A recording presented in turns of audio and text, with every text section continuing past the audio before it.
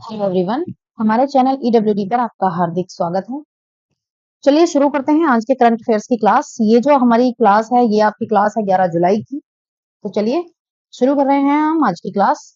Class को last तक जरूर देखिए, आपके लिए इसमें बहुत सारी इंफॉर्मेशन हैं। ठीक है, चलिए शुरू करते हैं आज की क्लास। हमारा पहला क्वेश्चन है, पेरिस ओलंपिक 2024 के लिए भारतीय टीम का शेफ डी मिशन किसे नियुक्त किया गया है? तो देखिए, जो भारतीय टीम का शेफ डी मिशन है वो आपके नियुक्त किए गए हैं गगन नारंग। ठीक है, तो जो भारतीय हमारा जो ओलंपिक एसोसिएशन है, आपको पता है जो 2024 के ओलंपिक है ये हमारे पेरिस में होने हैं। तो जो भारतीय ओलंपिक एसोसिएशन है उसने 2024 के लिए जो शेफ डे मिशन है ये नियुक्त किए गए हैं आपके क्या कहते हैं, गगन नारंग। ये हमारे फ्लैग बियरर भी होते हैं। क्या होता है, जो शेफ डी मिशन है ओलंपिक गेम्स का एक प्रमुख अधिकारी होता है। ये क्या करते हैं, जो जितने भी हमारी ओलंपिक की टीम जाती है, जितने भी हमारे प्लेयर्स जाते हैं, उन सभी का ये नेतृत्व करता है। ठीक है, इस बार जो हमारा शेफ डी मिशन है ये नियुक्त किया गया है गगन नारंग को। ये आप देख रहे हैं, ये है गगन नारंग। ठीक है, तो देखिए गगन नारंग कौन है आप जानते होंगे, ये एक इंडियन शूटर है। पेरिस ओलंपिक 2024 के लिए ही इन्हें अपॉइंट किया गया है। ठीक है, और किसके पहले कौन थी, पहले जो हमारी शेफ डी मिशन थी ओलंपिक्स के लिए वो कौन थी, मैरी कॉम। तो मैरी कॉम के स्थान पर अब गगन नारंग को नियुक्त किया गया है।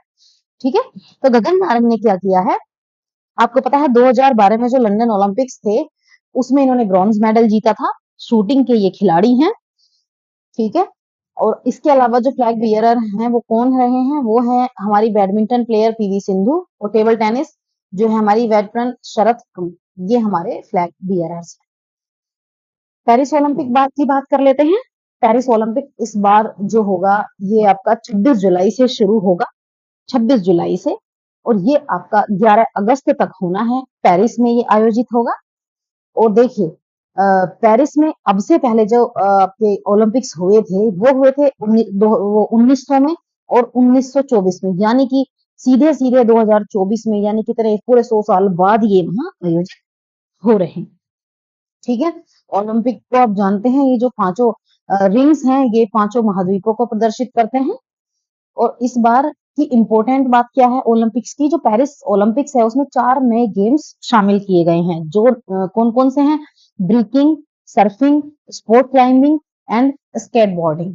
इन चारों गेम्स को, इन चारों खेलों को ओलंपिक जो है इस बार के जो समर ओलंपिक्स हैं इनमें इन्हें शामिल किया गया है, चारों खेलों को। एक क्वेश्चन अपने आप में यही बनता है, ठीक है, कि इस बार जो ओलंपिक्स हैं उनमें कौन से गेम को, अभी एक ऑप्शन हटा दिया जाए इनमें से, अभी कंफ्यूजिंग क्वेश्चन हो जाएगा।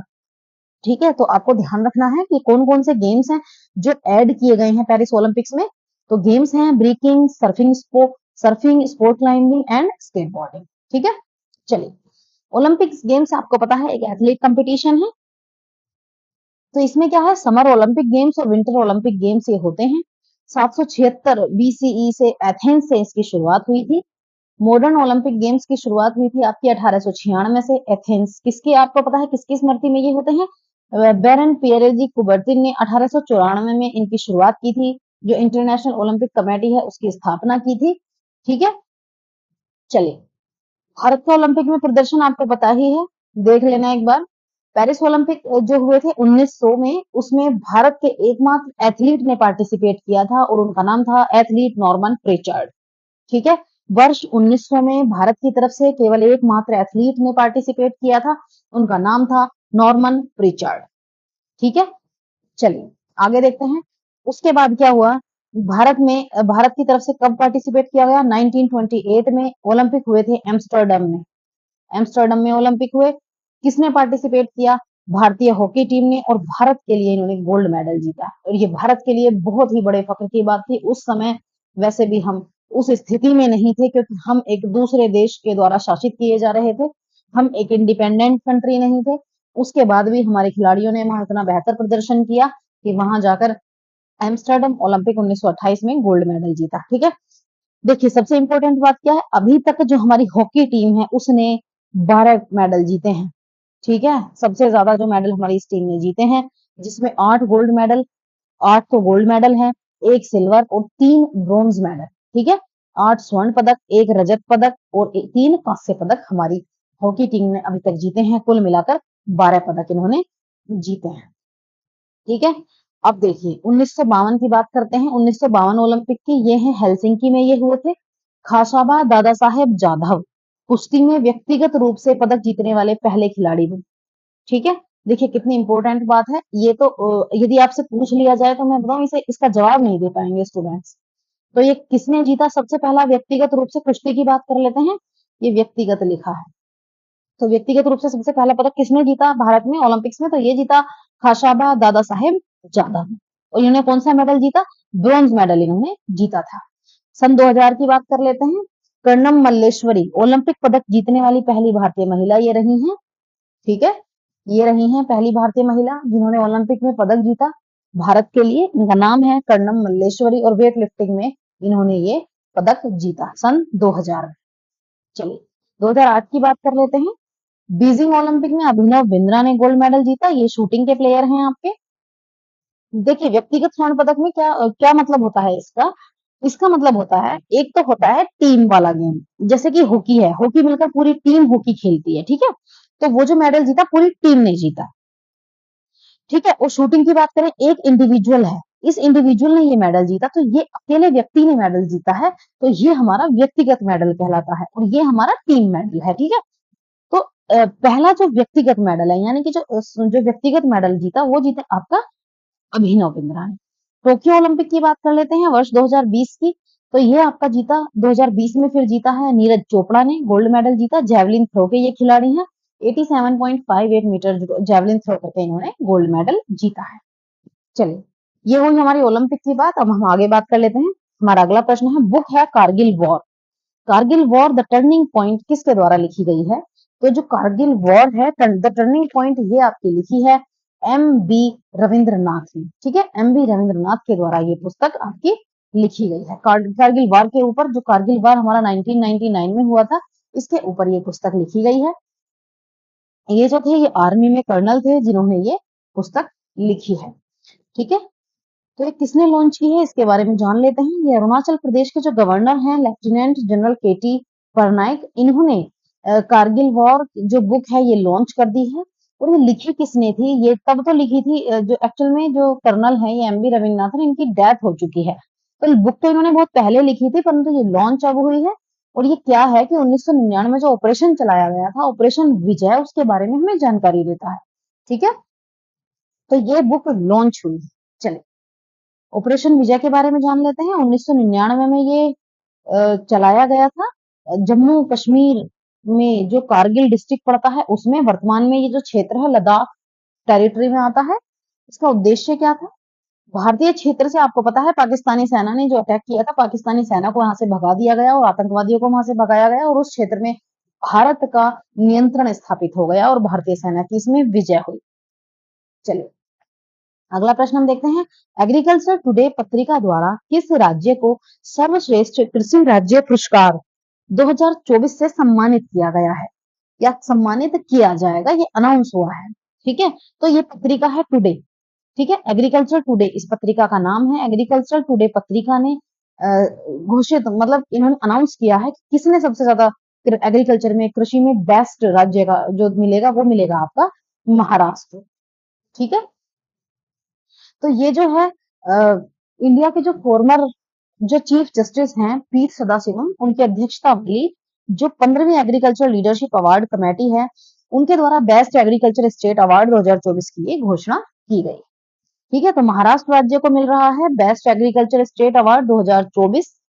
ये पुरस्कार, इसकी जो आपकी घोषणा है ये कब कब दिया जाना है, कब दिया जाएगा, 10 जुलाई को ये अवार्ड आपका प्रदान किया गया नई दिल्ली में। ठीक है, एग्रीकल्चर लीडरशिप कॉन्फ्रेंस के द्वारा। चलिए महाराष्ट्र को ये किस लिए दिया गया है, अब देखिए इंपॉर्टेंट बात क्या है, महाराष्ट्र को यही अवार्ड क्यों दिया गया, क्योंकि महाराष्ट्र ने क्या किया, बांस की खेती, अनाज के लिए श्री अन्न अभियान जो एग्जीबिशन आपको पता है चला था, इसके अलावा थर्मल पावर जनरेशन, बायोमास उपयोग जैसी क्रांतिकारी पहलों को इन्होंने शुरू किया है और उन्हें बहुत अच्छे से इम्प्लीमेंट किया है, उन्हें अपने राज्य में पूरी तरह से इन्होंने लागू किया है। ठीक है, और कृषि नेतृत्व पुरस्कार जो है ये आपको पता है ये कृषि के क्षेत्र में दिया जाता है। 2008 से ये शुरू हुआ था, 2008 से ये पुरस्कार दिया जाता है और ये मैगजीन द्वारा दिया जाता है, जो हमारी मैगजीन है एग्रीकल्चर टुडे मैगजीन, उसके द्वारा ये अवार्ड दिया जाता है। और ये जो पुरस्कार है विभिन्न हितधारक, सरकार, व्यक्ति या इंडिविजुअल को भी दिया जाता है और ऑर्गेनाइजेशंस को भी दिया जाता है। ठीक है, अभी तो ये किसी राज्य को मिला है, ये सरकारों को दिया जाता है। स्पेशल इंडिविजुअल को दिया जाता है जिसने कृषि क्षेत्र में बहुत अच्छा प्रदर्शन किया है, कृषि में बहुत सहयोग किया है, और ऑर्गेनाइजेशन को भी ये दिया जाता है।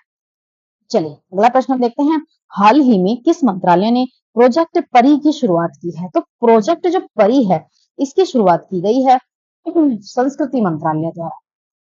ठीक है, तो देखिए जो 46वां वर्ल्ड हेरिटेज कमेटी है उसकी बैठक का आयोजन भारत में किया जाएगा और भारत ने संस्कृति मंत्रालय के 46वें वर्ल्ड हेरिटेज कमेटी की बैठक के लिए प्रोजेक्ट परी की शुरुआत। परी है क्या?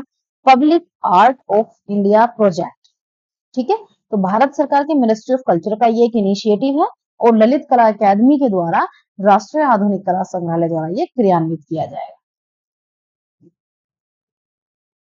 देखिए इसका उद्देश्य क्या है? पुरानी लोक कला और संस्कृति को आधुनिक विषयों और नई तकनीकों के साथ मिलाकर नई कला तैयार करना इसका उद्देश्य है। इसका उद्देश्य क्या है? देश भर से 150 से अधिक दृश्य कला से जुड़े जो कलाकार हैं दिल्ली में पेंटिंग, भित्ति चित्र, मूर्तियां जैसी कलाकृतियां बनाएंगे। ठीक है, देश भर से कलाकार आएंगे और यहाँ पेंटिंग बनाएंगे। भित्ति चित्र का मतलब होता है, आपको पता है, जैसे दीवारों में जो पेंटिंग होती थी वो वाली, और मूर्ति कला जैसी जो कलाकृति वो बनाएंगे। इनमें कौन कौन है? थंका पेंटिंग सिक्किम लद्दाख की है, चेरियाल पेंटिंग तेलंगाना की है, बनी ठनी राजस्थान की है, बड़ी प्रसिद्ध पेंटिंग है और एग्जाम में कई बार पूछी गई है। और नमक जो पेंटिंग है वो त्रिपुरा, ये सब लोग शामिल हैं और ये सब यहाँ दिल्ली में जो है उसमें पेंटिंग बनाएंगे। चलिए अगला प्रश्न हम देखते हैं, किस भारतीय खिलाड़ी को जून माह के लिए ICC men's player of the month दिया गया है? आपको पता है आईसीसी द्वारा प्रत्येक मंथ में एक खिलाड़ी को प्लेयर ऑफ द मंथ दिया जाता है, मेंस में भी और फीमेल वुमेन्स में भी। ठीक है, दोनों में ही इन्हें प्लेयर ऑफ द मंथ दिया जाता है। तो जून मंथ की बात करें तो किसको प्लेयर ऑफ द मंथ दिया गया है? तो ये दिया गया है आपका जसप्रीत बुमराह। ठीक है, तो 9 जुलाई को मैंने घोषणा की, अपना men's player of the month घोषित किया इन्हें। और कारण क्या था? अमेरिका और वेस्ट इंडीज में जो इन्होंने बहुत अच्छा प्रदर्शन किया उसके कारण इन्हें ये अवार्ड दिया गया। वुमेन्स की बात करें, वुमेन्स में ये अवार्ड दिया गया है आपका स्मृति मंधाना को। ठीक है, प्लेयर ऑफ द मंथ जून की बात हो रही है, कारण है साउथ अफ्रीका के खिलाफ उन्होंने बहुत अच्छा प्रदर्शन किया। ठीक है, चलिए आगे हम देखते हैं, अगला प्रश्न हम देखते हैं, किस राज्य के टेल वन्य जीव अभ्यारण्य में सींग वाले मेंढक की नई प्रजाति की खोज की गई है? तो देखिए ये खोज की गई है सींग वाले मेंढक की जो प्रजाति है इसकी खोज की गई है आपकी अरुणाचल प्रदेश में। देखिए जेएसआई यानी जूलॉजिकल सर्वे ऑफ इंडिया के जो रिसर्चर्स हैं इन्होंने अरुणाचल प्रदेश में एक टेल वाइल्ड लाइफ सेंचुरी में सींग वाले मेंढक की खोज की है जिसे हम हॉर्न फ्रॉग कहेंगे। ठीक है, ये मेंढक की एक नई प्रजाति है और इसके सींग हैं। तो क्या है इस मेंढक को, क्या है, वियतनाम और चाइना में पाए जाने वाला जो माओसन सींग वाला मेंढक है उसके जैसा ये दिखता है। इसका स्थानीय नाम क्या है? अप्तानी, वैसे इसे अप्तानी कहते हैं। ठीक है, और ये क्या है? जेनोफ्रिज अप्तानी इसका नाम रखा गया है, मतलब इसी का जो लोकल नेम है वहां के जो लोग इस नाम से पुकारते हैं अप्तानी, उसी के नाम पर इसका नाम जेनोफ्रिज अप्तानी रखा गया है। चलिए अगला प्रश्न देखते हैं, आरबीआई के आंकड़ों के अनुसार वर्ष 2023-24 में भारत में कुल रोजगार वृद्धि दर कितनी रही है?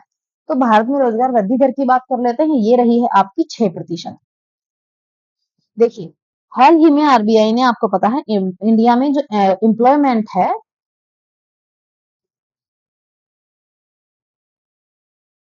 चलिए देखिए रिजर्व बैंक ऑफ इंडिया ने क्या किया है, इसके आंकड़ों के अनुसार जो पिछला ईयर है फाइनेंशियल उसमें 46.7 मिलियन जॉब बढ़ी हैं। ये भारत के परिप्रेक्ष्य की बात है। 23-24 में क्या है, एम्प्लॉयमेंट ग्रोथ रेट 6% रही है, जबकि 22-23 में ये 3.2%।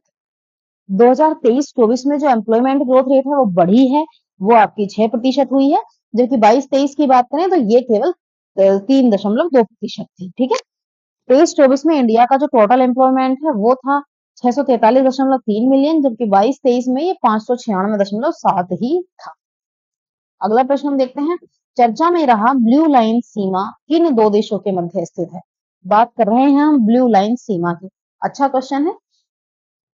तो जो ब्लू लाइन सीमा है वो आपकी लेबनान और इजराइल दोनों देशों के मध्य स्थित है।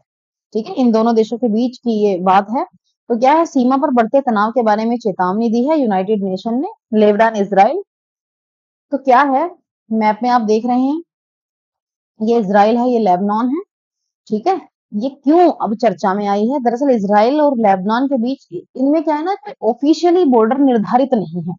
आपको पता है यही सीन इंडिया का चला हुआ है।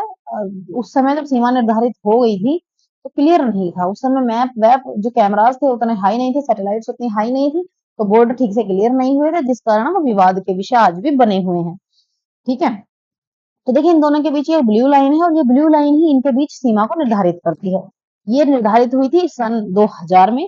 ठीक है, तो क्या हुआ था, यूनाइटेड नेशन ने 2000 में जो निर्धारित कर दिया था कि ये जो ब्लू पैरेलल है, ये जो ब्लू लाइन है, ये ही आपकी सीमा है। परंतु क्या है, अब ये क्या है कि जो ब्लू लाइन, ये क्या है ब्लू लाइन, ये मेडिटेरेनियन सी से लेकर ईस्ट में गोल्डन हाइट्स तक फैली हुई है।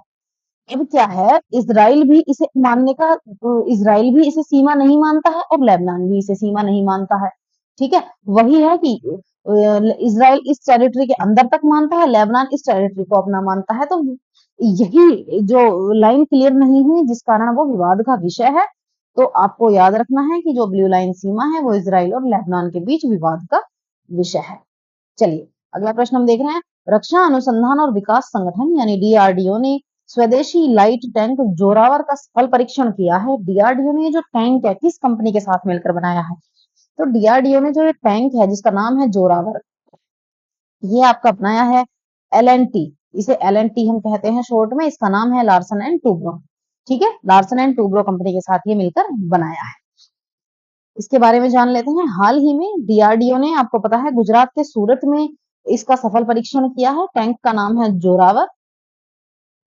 एल एन टी कंपनी यानी लार्सन एंड टूब्रो के साथ मिलकर इसे बनाया गया है। इसका जो वजन है टैंक का वो है आपका 25 टन। ठीक है, 25 टन इसका वजन है। और वैसे ये इंडिजीनियस लाइट टैंक है, इसको वर्ष 2027 तक इंडियन आर्मी में शामिल कर दिया जाए। ठीक है, अभी ये सिर्फ, आपको पता है जब कोई सफल परीक्षण होता है उसके बाद इसके कंटिन्यू इसे प्रैक्टिस की जाती है। इससे देखा जाता है कि ये कितना सफल है। पहले तो सफल परीक्षण हो जाता है, उसके बाद इनकी प्रैक्टिस की जाती है। और ये 2000 देखिए अभी 24 चल रहा है और 27 में इसको आर्मी में शामिल कर दिया जाएगा। ठीक, देखिए आप जो देख रहे हैं मैप में, ये है आपका जोरावर टैंक। ठीक है, स्पीड जो है इसकी ये रही 70 किलोमीटर पर आवर इसकी स्पीड है। पर्सन इसमें 3 जा सकते हैं। ठीक है, और क्या कहते हैं, 25 टन इसका वेट है। हॉर्स पावर इसकी 1000 है। आप देख लीजिए, ये इसके थोड़े फैक्ट्स हैं। ठीक है, अच्छा चलिए, ऑफ रोड भी लिखा है इसमें 35 टू 40 किलोमीटर पर आवर। चलिए देखिए अब क्या कहते हैं, ये आपके इंपॉर्टेंट फैक्ट्स थे जो हमने कवर किए। ये आपकी जो क्लास थी, ये आपकी 11 जुलाई की क्लास थी। आपकी कुछ क्लासेस इस वीक की भी छूटी हुई हैं, वो जल्दी से जल्दी कवर कर दी जाएंगी। तो चलिए मिलते हैं हम आपको आपकी नेक्स्ट क्लास में। चैनल को सब्सक्राइब करें, वीडियोस को लाइक एंड शेयर जरूर करें। चलिए मिलते हैं नेक्स्ट सेशन में। Thanks for watching.